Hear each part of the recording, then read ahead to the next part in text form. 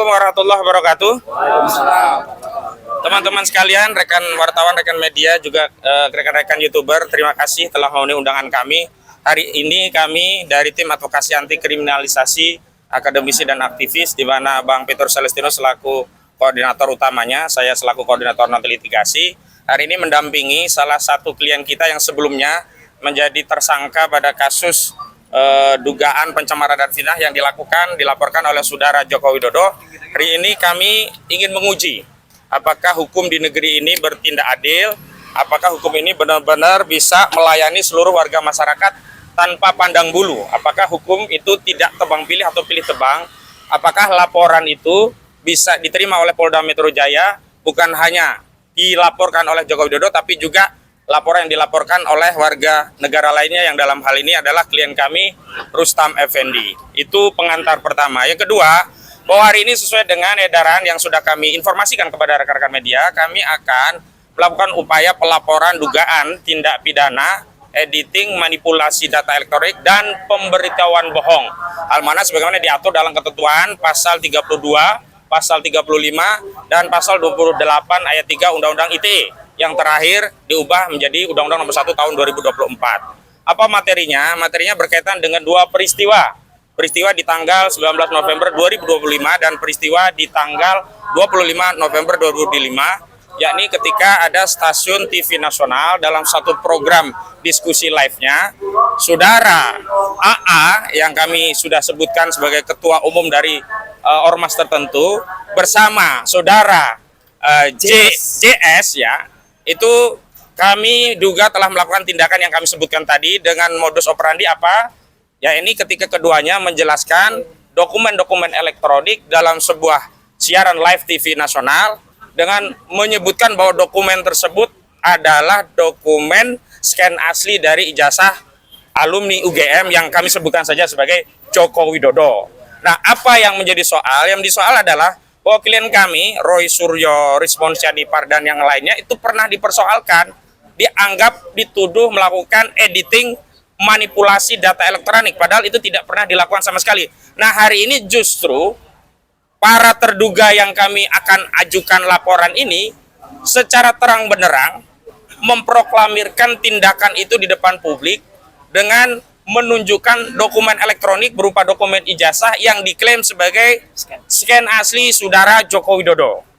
Padahal perlu diketahui bahwa hari ini ijazah saudara Joko Widodo disita oleh penyidik Polda Metro Jaya. Karena itu tidak boleh ada peredaran dokumen bukti kecuali untuk dan atas kepentingan penegakan hukum. Dalam hal ini untuk dan atas kepentingan penyidikan dan harus seizin pihak yang berwenang, dalam hal ini penyidik Polda Metro Jaya. Karena itu tindakan saudara AA dan JA ini, JS ini ya, yang nanti rilisnya juga sudah diketahui, keduanya ini patut diduga telah melakukan tindakan yang tanpa hak dan melawan hukum. Karena yang punya hak wewenang terhadap dokumen ini adalah penyidik Polda Metro Jaya, bukan pula saudara Joko Widodo. Karena saudara Joko Widodo telah ya menyerahkan dokumen itu dengan upaya paksa berupa penyitaan. Dan itu juga yang kami harapkan dalam proses gelar perkara khusus, agar kiranya penyidik Polda Metro Jaya bisa menunjukkan dokumen itu kepada kami selaku kuasa hukum dan para tersangka yang dipersoalkan dianggap fitnah karena dianggap membuat kajian tentang ijazah palsu itu bermasalah. Jadi objeknya itu yang harusnya ditunjukkan. Nah, karena itu tindakan ini masuk kategori tindakan tanpa hak. Karena dokumen itu yang punya hak hari ini hanya penyidik, tidak juga Joko Widodo. Karena posisi dokumen tersebut ada pada penyidik dan di Polda Metro Jaya juga. Yang kedua, tindakan manipulasi itu nanti akan diterangkan lebih lanjut oleh ahli telematika yang juga klien kami, Pak Roy Suryo.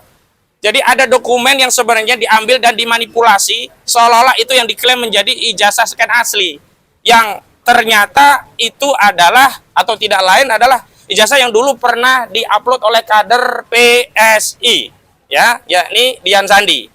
Nah, tindakan ini tentu memenuhi kriteria ketentuan pasal 35 karena memanipulasi ya sesuatu dokumen yang sebenarnya tidak otentik lalu diklaim itu seolah-olah otentik atau asli. Dan ini sebenarnya yang menjadi persoalan. Kalau klaimnya itu palsu nggak ada masalah karena frasa yang ada pada unsur pasal 35 itu adalah ketika itu dinarasikan sebagai dokumen otentik. Ini yang jadi masalah. Artinya, alih-alih mentersangkakan klien kami dengan pasal itu, harusnya hari ini yang ditersangkakan dengan pasal 3235 itu yang pertama Dian Sandi, yang kedua justru yang paling telah adalah AA ini. Karena AA telah mengklaim itu scan ijazah asli. Begitu kami kejar dengan pertanyaan dari mana tidak mau disebutkan, dia hanya bersumber dengan keyakinan. Padahal dalam pembuktian itu yang dibutuhkan adalah dua alat bukti, bukan keyakinan. Kalau keyakinan hakim baru bernilai, karena dalam memberikan putusan pengadilan, selain bersandar pada dua alat bukti, juga bersandar kepada keyakinan hakim setelah menganalisa bukti-bukti apakah relevan atau tidak dengan dakwaan yang didakwakan oleh jaksa. Yang ketiga, hari ini yang melaporkan adalah klien kami yang lain juga, yakni saudara Rustam Effendi yang ada pada TKP di peristiwa 25 November 2025. Memang yang peristiwa pertama 19 November, saudara Rustam Effendi tidak hadir ya, Pak Rustam. Tetapi di peristiwa yang 25 hadir.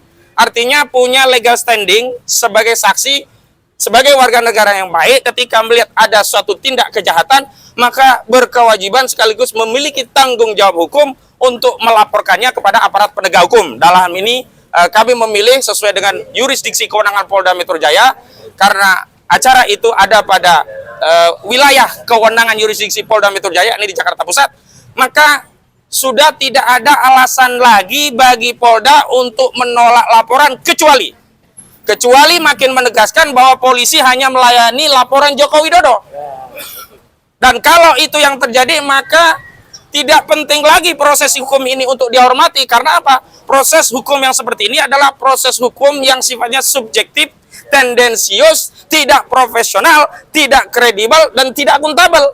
Lalu atas dasar apa pentaatan warga negara kepada aparat penegak hukum jika aparat penegak hukum itu sendiri tidak mentaati asas-asas hukum yang berlaku umum dan memberikan keadilan kepada segenap warga negara. Nah, itu yang kami laporkan, dan bukti-bukti kami sudah siapkan, diantaranya file yang ada videonya dan juga screenshotnya, juga bukti-bukti dokumen pembanding yang sebenarnya yang identik itu seperti apa sih tahun 85, nanti akan dijelaskan oleh ahli yang juga kami siapkan. Yang pertama, untuk bukti-bukti secara langsung kami mintakan rekan kami Gafur Sangaji untuk menjelaskan bukti-bukti yang sudah kita persiapkan. Ya, terima kasih rekan AK.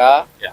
Jadi hari ini akan ada yang membuka laporan di Polda Metro Jaya terkait dengan adanya dugaan tindak pidana pemalsuan dokumen elektronik, pengeditan, pengubahan, mentransmisikan satu dokumen elektronik yang tidak otentik tetapi kemudian diklaim sebagai data yang otentik, ya. Lokus dan tempus deliktinya, lokusnya adalah di wilayah yurisdiksi Jakarta Pusat, ya. Kemudian tempusnya itu ada dua tempusnya, ya, yaitu pada tanggal 19 November, mohon maaf, dan tanggal 25 November. Nah, saya ambil contoh, inilah bukti dari peristiwa yang kita duga adalah peristiwa pidana, ya, yaitu pada tanggal 25 November, ya, ini terhadap AA. AA ini kami screenshot dari suatu acara di salah satu stasiun televisi swasta nasional.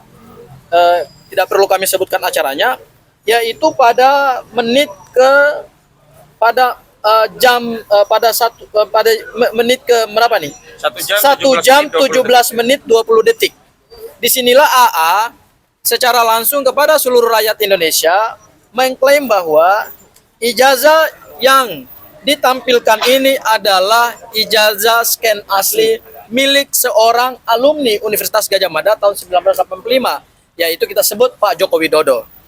Padahal ijazah ini kan statusnya sedang disita sebagai barang bukti. Disitanya menggunakan pasal 39 KUHP.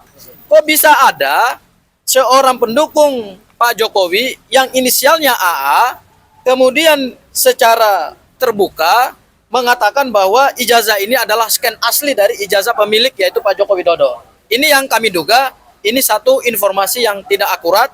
Ini kami duga juga ijazah yang sebenarnya diunggah atau ditampilkan ini adalah ijazah yang dahulunya dianalisis oleh Mas Roy. Nanti dijelaskan oleh Mas Roy, ya. Ini satu peristiwa pidana yang melibatkan AA.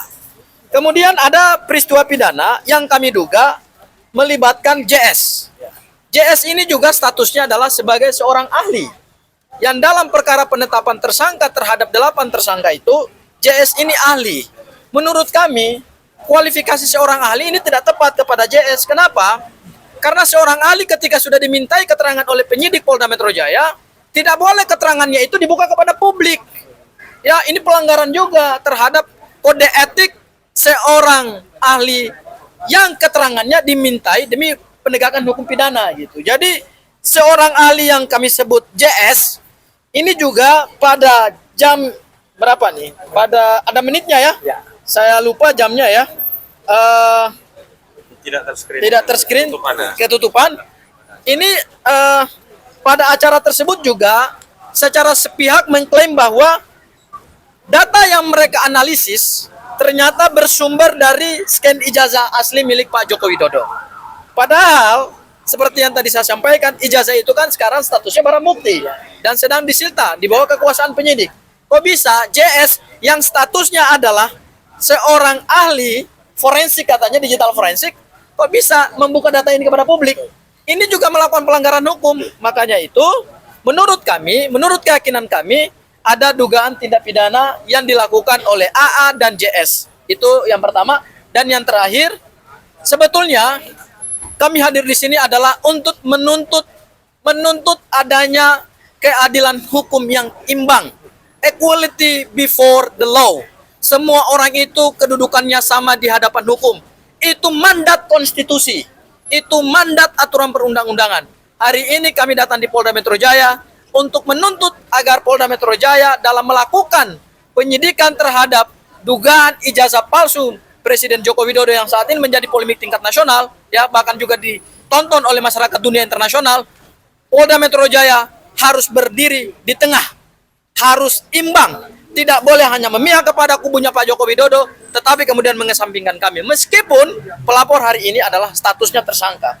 Justru dengan status tersangka itulah, maka tersangka mempunyai hak untuk melakukan pembelaan diri, sekaligus juga adalah melakukan upaya hukum kepada pihak-pihak yang tidak bertanggung jawab terhadap polemik ijazah itu. Itu hal terakhir yang bisa saya sampaikan. Mungkin berikutnya bisa dijelaskan lebih detail lagi oleh ahli digital, oleh ahli telematika, Mas Roy. Silakan. Silakan, Mas Roy. Assalamualaikum warahmatullahi wabarakatuh. Assalamualaikum. Ya, saya siang hari ini bersama dengan Ustadz Kosinudin. Ya, tadi ada Pak Abdul Ghaffar Sangaji yang nanti akan menjadi kuasa hukum dari pelapor, juga bersama Pak Samsir Siregar. Pelapornya adalah Saudara Rustam Effendi. Saya adalah saksi yang ada di tempat itu waktu kejadian perkara, yaitu pada hari Selasa tanggal 25 November 2025 sekitar pukul 20:17. Setidaknya antara pukul 20 sampai dengan 21, setidaknya pada hari Selasa tanggal 25 November bertempat di lantai 3 gedung tower salah satu TV swasta. Ya, jadi itu lokus dan tempusnya sudah sangat betul. Saya hadir langsung, jadi saya melihat dengan mata kepala sendiri, saya mendengar dengan telinga saya sendiri. Dan apa yang disampaikan pada saat itu adalah file ini. Jadi ini adalah sebuah tayangan yang saya dapatkan sama persis, identik dengan file yang diserahkan oleh saudara AA tadi ke televisi yang bersangkutan. Dan saya sudah memperoleh file ini juga dari pihak yang berkompeten dari tangan yang sama. Jadi saudara AA menyerahkan kepada seseorang itu juga A1 menyerahkan kepada saya. Jadi ini bukan file yang lain.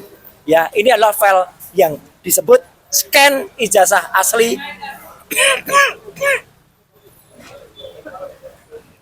Fakultas Kehutanan UGM tahun 85. Nah, tadi sudah disampaikan oleh Pak Ustadz Kosinudin ya, atau sebagai kuasa hukum juga sebagai koordinator non litigasi, bahwa ternyata file ini adalah file yang sama yang pernah diunggah atau diposting oleh saudara Dian Sandi Utama, kalau ini saya sebutkan namanya karena ada, pada tanggal 1 April. Rekan-rekan perhatikan gambar ini. Dua ciri yang sangat jelas. Ada noktah-noktah di lantai bawah, di bagian bawah, dan ada garis yang menunjukkan ini bukan ijazah asli. Kalau ijazah asli nggak akan ada garis ini. Ini adalah kopian atau hasil reprinting, cetak ulang dari berkas yang tidak diketahui itu berkas apa. Jadi dari sumber aslinya saja atau sumber ini sebenarnya bukan orisinal, bukan otentik. Tapi saudara Sandi itu sebenarnya sudah bisa juga, cuman nanti itu belakangan, nanti kita proses. Karena dia menyebutkan ini file yang asli, ini saya upload yang asli. Dengan perbandingan sederhana saja bisa kita lihat bahwa kedua file ini adalah identik. Yaitu apa? Ada garis kertasnya, batas tepi, ini juga ada garis kertasnya, ada bekas noda-noda yang di sini berusaha dikamuflase, berusaha dihilangkan. Jadi ini sudah melakukan editing, sudah berusaha dihilangkan, tapi yang menghilangkan kurang pinter. Ya, dia tidak cakap atau belum belajar secara detail lagi. Dan apa yang dilakukan? Melakukan koreksi. Jadi koreksi citra. Yang tadinya miring, trapesium, dia dikoreksi menjadi lurus. Inilah yang namanya manipulasi atau editing. Jelas banget. Membuat seolah-olah tampak asli. Padahal tidak. Ini dari gambar yang sama. Dan bahkan lebih parah. Sebagai lulusan asli Universitas Gadjah Mada 2 kali ya S1 S2, saya sangat geram karena logo dari Universitas Gadjah Mada yang diciptakan oleh Pak RJ Katamsi ya pada saat awal pendirian UGM dulu ternyata sudah dirusak. Teman-teman lihat, logonya menjadi tidak indah lagi, tidak lagi segi 5. Tapi dalam bahasa Jawa ini pating pletot ya. Pating pletot itu rusak, lonjong. Ya, kalau dulu huruf A-nya mencorot, kalau ini pating pletot ya. Jadi logo UGM dirusak. Kami sebagai alumni UGM, alumnus UGM ini benar-benar sangat marah dengan ini. Jadi dia di samping sudah merusak, membuat seolah-olah asli, tapi telah merekayasa gambar ini. Dan ini pun sudah kami analisis dengan analisis histogram. Ini ilmiah. Kalau analisis histogram, dua gambar yang sama, maka citra histogramnya itu akan sama. Di mana ada merah, di mana ada merah, di mana ada kuning, di mana ada kuning, di mana ada biru. Ini jelas. Ini dua gambar yang identik. Logo Universitas Gadjah Mada itu adalah aslinya seperti ini. Bagus sekali. Logo tadinya segi 5 semenjak tahun 1993 pada saat Dies Natalis UGM ya tahun itu di bawah rektor Profesor Dr. Muhammad Adnan, logo ini disempurnakan menjadi sekarang agak membulat. Jadi kalau anak-anak sekarang mengatakan logo UGM itu harusnya bulat, benar. Dulu segi 5. Ada artinya. 19 itu adalah tanggal lahir UGM 19 Desember. Ini hiasan ini bukan teratai tapi ini songkok prajurit keraton. Karena dulu UGM itu kuliah pertama di Pagelaran, di Sitinggil, Keratonnya Yogyakarta Diningrat. Dan kami selalu tiap tahun, tanggal 19 Desember, kami selalu melakukan niti laku dari keraton ke UGM. Ya, jadi saya selalu ikut dan selalu ada yang tidak ikut di niti laku itu. Siapa kira-kira teman-teman bisa menebak ya? Yang ngaku-ngaku lulusan UGM tapi tidak pernah ikut. Ya, ada di situ. Ya. Nah, intinya nanti pelapor akan membawa contoh ijazah UGM yang asli. Inilah scan ijazah UGM yang asli. Sama-sama dari Fakultas Kehutanan, sama-sama diterbitkan tahun 1985. Bedanya apa? Ini kalau scan asli selalu munculnya nama watermark. UGM itu punya pelindung seperti pada uang kertas. Inilah watermark. Dan ada juga emboss. Di sini nampak embossnya. Pada cap di bawah timbul ya. Di dekat rektor pada tahun itu Profesor Dr. Teuku Yakob. Ya, jelas betul. Ini ijazah asli tahun 85 yang kemudian kita scan. Kenapa saya kaburkan? Karena beliau bukan pejabat publik. Saya menghormati beliau. Ya, kalau beliau pejabat publik ya. Apakah ini tahun angkatannya Jokowi? Enggak penting. Yang penting lulusan tahun 85. Kalau 85 dan ini pada periode awal saja sudah begini, maka periode yang dikatakan periodenya Jokowi yang itu katanya tahun 85 tapi bulan November harusnya juga sama. Nah, teman-teman bisa lihat perbedaannya.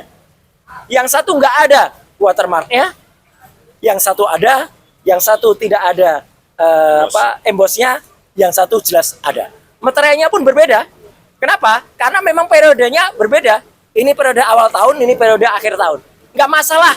Jadi kalau ada sekarang saudara AA itu seolah-olah mengaku sebagai ahli materai ya, gitu. Materainya merah, biru. Itu nggak prinsip. Materai pada tahun itu memang ada dua macam. Materai merah pada awal tahun, 2 periode, Februari dan Mei. Materai hijau itu pada periode Agustus dan November. Gitu aja udah itu dipatahkan kemarin oleh profesor dari UNJ ya pada siaran yang ada Bang Kasinuddin ya. Jadi itu clear sekali. Intinya begini. Apa yang dilakukan saudara AA dan dibantu oleh orang yang mengaku ahli digital forensik ya, saudara JS itu yang malam hari itu dia berdebat malam dengan AA di acara itu, malah yang aku ahli itu saya, jadi dia gugup sekali. Saya tidak tahu file ini. Padahal AA itu mengatakan filenya dari dia. Dan apa yang dilakukan oleh yang mengaku ahli itu, dia mengatakan dengan lantang, saya punya scan asli dan ditunjukkan pada YouTube pada saat DF Talk, ya Digital Forensic Talk. Jadi itu juga nggak benar, nggak boleh, kata ahli hukum kita, Pak Sang Haji, seorang ahli membocorkan file. Ya dia membocorkan itu pada tayangan YouTube-nya dan malam hari itu dia ngaku, ditanya oleh presenternya, ya saudara AW, ya gitu, dia mengatakan basic questions, mana file aslinya? Wow, bingung dia. Jadi saudara JS pun meneliti file yang tidak asli. Padahal kami dituduh meneliti yang tidak asli. Kalau ahli yang dipakai kepolisian yang meneliti file yang tidak asli, ya itu harusnya berlaku imbang, equality before the law. Jadi intinya saya yang ada di tempat kejadian, di lokasinya, di TKP, siap untuk menjadi saksi, ya fakta, bahkan kepentingannya nanti akan juga siap menjadi ahli. Ada juga Bang Dr. Rismon Sianipar tadi, ya itu juga sudah menyatakan kesediaannya untuk menjadi ahli. Tadi di kantin juga berbicara sama dan dibersamai oleh banyak yang akan memperkuat Bang Rustam Effendi. Saya kira itu. Baik. Bang Kosin. Selanjutnya Bang Rustam, ini beliau yang bertindak sebagai pelapor karena beliau di tanggal 25 ada di TKP. Dan dengan ini saya serahkan bukti-bukti ini kepada Bang Rustam, dan saya siap untuk datang lagi nanti pada saat di BAP sebagai saksi. Siap, terima kasih Mas Roy. Siap, makasih. Bersama dengan sama. Ya. Oke, bismillahirrahmanirrahim. Assalamualaikum warahmatullahi wabarakatuh. Salam warahmatullahi wabarakatuh. Hari ini saya ke Polda Metro Jaya akan melaporkan yang bernama berinisial AA dan JS, yang dimana ketika acara di televisi dia menyebutkan kalau dia mempunyai scan asli ijazahnya Joko Widodo. Ternyata dinyatakan oleh ahli dari pihak kami, Mas Roy, itu palsu. Artinya saya sangat terganggu sebagai tersangka dari salah satu 8 orang ini untuk mempertahankan perjuangan saya. Artinya apa yang dinyatakan orang-orang tersebut ini membuat saya semakin disudutkan. Tetapi saya akan bantah kalau itu mereka melakukan hal yang lebih parah daripada kami. Mereka membohongi publik. Padahal ijazah itu adalah sesuatu yang kita tunggu-tunggu untuk dihadirkan. Ternyata dia bilang ini asli, ternyata tidak. Oleh karena itu, hari ini saya menyatakan siap melawan yang bernama inisial AA dan JS. Artinya kami meyakini bahwa ahli mereka yang bernama berinisial JS itu adalah pembohong besar. Karena orang ini berbahaya apabila keilmuannya dipakai untuk membohongi publik. Apabila juga sangat berbahaya apabila orang ini dipakai oleh polisi, Polda untuk sebagai saksi ahli. Artinya orang ini tidak benar-benar sebagai ahli. Oleh karena itu, saya berharap laporan kami diterima oleh Polda Metro Jaya sebagai bentuk perlawanan saya yang dizolimi dengan bahasa mereka membohongi data-data ijazah yang kita tunggu-tunggu. Sampai hari ini saya masih meyakini bahwa ijazah Jokowi itu tidak ada dan itu palsu kalaupun itu dihadirkan, karena nanti akan timbul-timbul lagi hal-hal yang lain yang telah kami dapati. Ini belum kita bongkar saja. Untuk saat ini kira-kira seperti itu. Mohon dukungannya kepada rakyat seluruh Indonesia, kepada bangsa ini, untuk betul-betul kami bisa membongkar ijazah palsunya Jokowi. Kira-kira seperti itu. Wabillahi taufiq wal hidayah. Wassalamualaikum warahmatullahi wabarakatuh. Ada satu yang kelupaan, satu aja. Satu paling penting kelupaan, mohon maaf. Ini harusnya nanti tegaskan lagi oleh kuasa hukum Pak Rustam. Ya. Beberapa hari yang lalu, saya buka saja, teman-teman mungkin juga mendengar ada seseorang yang melapor Pak Beni Parapat, dan kemudian juga belum berhasil melaporkan dan katanya lagi dipertimbangkan, lagi didiskusikan oleh Polda Metro, oleh penyidik. Kenapa? Salah satu alasan penolakannya adalah tidak ilmiah sama sekali. Dikatakan pasal 32 dan 35 Undang-Undang ITE yang kebetulan saya ikut perancangnya, itu dikatakan delik aduan. Jadi yang harus mengadu adalah orang yang punya ijazah sendiri. Itu tidak benar. Pasal 32-35 itu adalah delik umum. Dan ini dibuktikan dengan pelaporan Saudara Jokowi dan orang-orang lain yang melaporkan pasal 32-35 itu katanya ngakunya bukan Jokowi. Ya, Jokowi tidak menyebut pasal, tidak menyebut orang. Berarti itu delik umum. Dan di sini pun delik umum itu yang kita masukkan. Nanti ahli hukum yang akan menerangkan di dalam bagaimana seharusnya delik umum itu dan bukan delik aduan. Terima kasih. Baik, tambahan ya untuk delik umum delik khusus. Memang laporan Jokowi itu kombinasi antara dua delik ya, delik aduan dan delik umum. Delik aduannya 310 KUHP, 311 KUHP dan 27A Undang-Undang ITE. Sementara delik umumnya adalah 32 dan 35 Undang-Undang ITE. Juga ada delik umum yang dilaporkan oleh pelapor lainnya seperti 28 ayat 2 Undang-Undang ITE dan 28 ayat 3 Undang-Undang ITE. Belakangan 28 ayat 3-nya dihilangkan di penyidikan. Yang 28 ayat 2 saja yang naik ke penyidikan. Juga pasal 160 KUHP itu delik umum. Dan hari ini kami tegaskan 32, 35 itu deliknya delik umum. Sepanjang ada orang yang melakukan manipulasi dan itu merugikan. Jadi tidak bisa dikatakan harus Joko Widodo yang merasa dirugikan. Karena yang dirugikan itu adalah publik yang dibohongi oleh keterangan-keterangan ahli yang sebenarnya tidak ahli. Justru menyesatkan publik. Juga keterangan-keterangan dari orang yang sebenarnya juga bukan lawyer, tapi mengklaim sebagai pembela Joko Widodo, tampil di berbagai media dengan klaim-klaim dokumen yang dianggap asli padahal bukan asli. Begitu. Sebelum ditutup ada pertanyaan? Cukup ya? Ya, silakan. Hal yang kemarin kan ada salah satu stasiun juga kan ada beberapa kali stasiun tuh. Satu lagi kan Mas AA sendiri kan mengatakan dia sudah yakin. Bagi orang yang melakukan kejahatan itu nggak ada pilihan selain pasang badan. Dan bagi kita mau pasang badan atau tidak, bahwa dia bukan hanya pasang badan, pasang kaki, pasang kepala, kita angkut semuanya ya. Nah, cukup ya. Terima kasih. Ya.